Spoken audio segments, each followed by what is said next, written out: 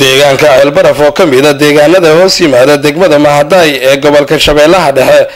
ayaa saaka aroortii hore waxaa madaafiic ku garaacay saldhigga ciidamada AMISOM iyo gudaha magaalada ceelbaraf ciidamada al-shabaab iyadoona horay ay dadkii ku noolaa ceelbaraf ay isaga barakaceen deegaanka kadib markii al-shabaab ay ceelal biyoodyadii ku yiila ceelbaraf ay qarxiyeen gudoomiye ku-xigeenka maamulka iyo maaliyadda degmada Mahadaay Maxamed Bashiir Qaasim Daqare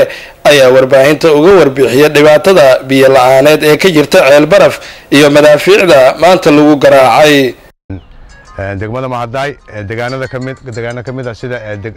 degmada tuulada ceelbaraf waxa ka jira maalmahan dhibaatooyinkaas oo kamid ah qoladii nabadiidka ahayd sida aad ka warqabtaan waxay sameeyeen laba ceel oo ku yaalay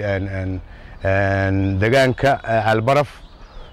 way qarxiyeen si ay ummadda biyo la'aan ugu dhacdo waxa kale oo ay sameeyeen in ceelal kale oo kuwa gacanta lagu shubta ah way sameeyeen arintaas ay ugu dan leeyihiin in dadka deegaankaasi ku barakacaan halkaasi waxa ka dhacay barakac waxa kale oo ka dhacay dadkii meesha deganaay noloshu waa biyo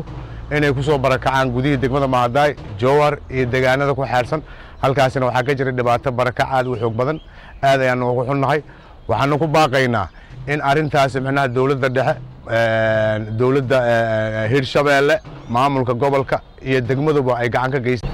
dagaaladaasi way jiraan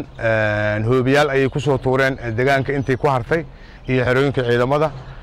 iska caabin ayaan lagu sameeyay marka xaaladaas meesha waxa ka jira xaalad bini'aadanimo tii ugu darnayd ayaa ka jiro waxaan ku baaqaynaa in mid amni iyo mid bini'aadanimo labadaba la gaaro ayaan ku baaqaynaa deegaankaasi guud ahaan degmada Mahadaay gaar ahaan deegaan weynaha ceelbaraf